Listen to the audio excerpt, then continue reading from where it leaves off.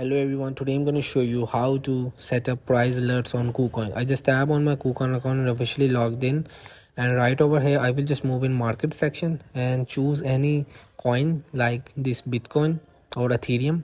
So I will just tap on Ethereum, and here at the top right corner the first thing you will have to add to favorites. You will see the star icon is add to favorites, and with also you will see the alert icon. So just tap on alert icon, which is a price alert.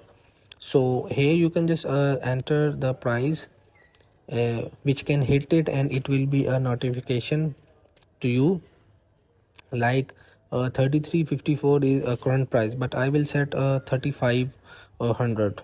So when it's reach to 3500 USDT, so it will be send me a notification that price above. So hope this video help you. Please don't forget to like and subscribe, then get notified for more videos.